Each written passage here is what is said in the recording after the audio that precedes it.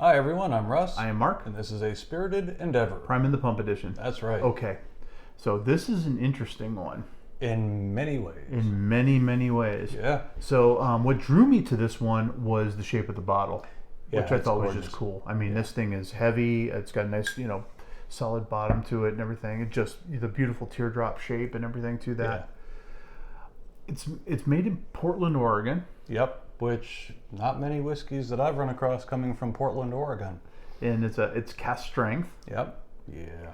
And you learned something interesting about it. So the company's all female owned, number one, and number two, it's finished in Pinot casks. Pinot casks. Yeah. Well, we do like a wine finish on some of our whiskeys. So, all right. So this is the Freeland Spirits. It cast strength straight bourbon. It's a straight up bourbon, 57.09% ABV. So that's a nice spicy one. Spicy meatball. Yeah. So I've got some expectations. Certainly with a wine finish and everything, I expect some dark fruits in there and Open. some some really interesting flavors coming through and everything. Yeah. And of course, being cast strength, I'm expecting it to be oily and thick and and aged 3 stick around years. for a minute. Yeah, aged 3 years. It's not excessively aged, but on the other hand, I'm really curious to see what the Pinot casks bring to the table. I'm just curious across the board. Now, did you say the Pinot cast was 6 months? I didn't catch that, to be honest with you. Now, I will say the master distiller is female, and that's becoming more of a thing in the industry because the tastes are different between men and women oftentimes, and I'm kind of expecting something a little different with this one. Yeah, for sure. I'm expecting to be surprised by this one. I'm really excited to try this one. Yeah. All right, let's get into it. Woohoo. That looks like real cork on that one too. Yep, it sure is. Yep, absolutely. That is a gorgeous bottle though. It really is. Oh, got a little stickery thing here. Let's move that out of the way. All right.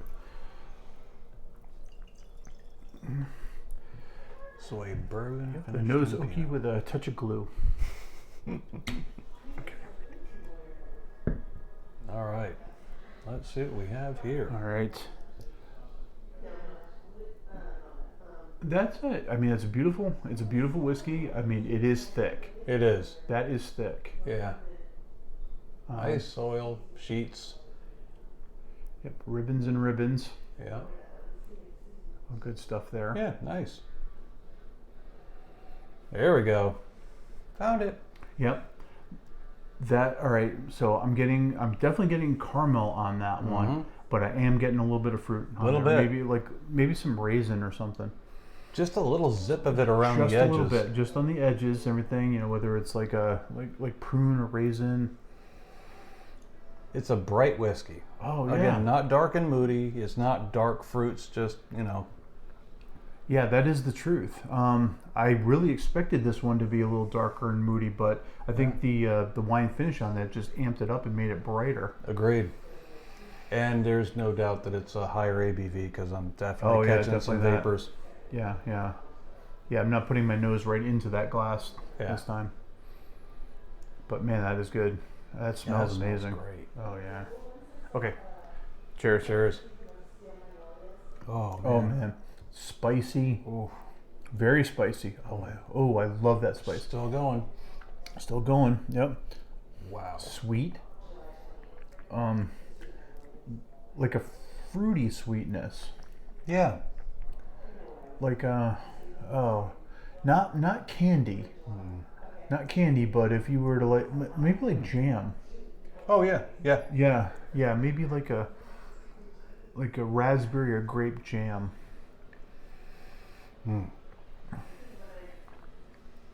Wow. That is amazing. Just enough oakiness and everything to be really, really interesting. Yep. But that spiciness is just amazing. It really is. That is such a unique and interesting whiskey and experience. And there's a lot going on there.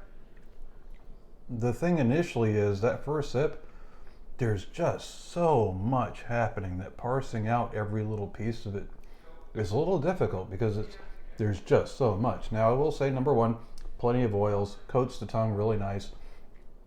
Flavor just washes over you, and just like Mark said, I mean, the spice is gorgeous on this. If you're not into spice, this is not going to be the whiskey for you, but at this ABV, I kind of expect it and thoroughly enjoy it. It sticks around a minute too, and the waterworks are going mad right now. Yeah, finding the very same thing, and that finish is just amazing. Oh. It just goes and it just keeps going and everything, but it doesn't become tannic. It doesn't be, it's sweet but not overly sweet. Mm-hmm. Maybe a little nutty.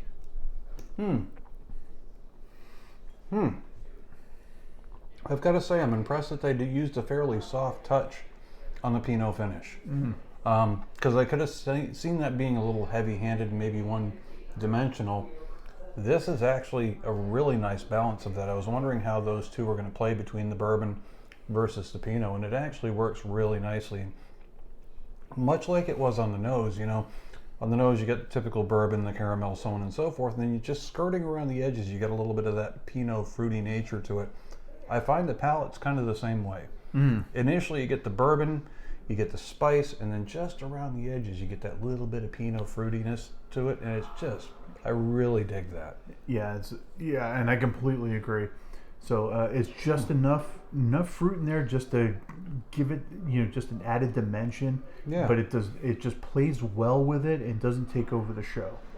It keeps it from being too dark and moody. Yeah, and in the spice and everything is sort of even bright and fun. It's lively. It's this is. Yeah, I'm thoroughly impressed. This is one I think you could let air out for a while and just keep going back to it, and you'd come up with all sorts of different stuff. And yeah, I'm kind of with you. I'm curious what water is going to do with this one. So I have a feeling it's going to hold up well to water. Oh yeah, I think you could use ice cubes or water on this one. There's plenty of flavor and plenty of ABV to put up with it. My only concern, and we're going to see how that goes, is perhaps will it kick up the spice even more? Or will the fruity aspect come forward? Maybe if I put that on right. Still plenty of vapors. That's an outtake.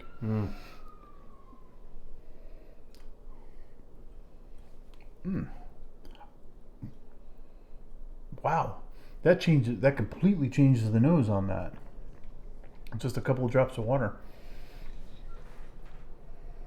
It's Ooh. I mean, I think that amped up the fruitiness a little bit. A little bit, yeah. And kind of muted the some of the other flavors. I'm certainly not getting. It's not quite as sweet. Yeah, I think I lost a little bit of the oaky nature on the nose. Now I will say, on the sip, the initial taste, I lost some of the spice, gained a little bit of sweetness, but while the spice was delayed, when it hit a little bit harder in my opinion. And in a different place. Yeah, I agreed. Before it was like kind of around the sides and on the top of the tongue, and this one's kind of the back of the tongue. Yeah. So I mean, it feels like it's burning down my throat now.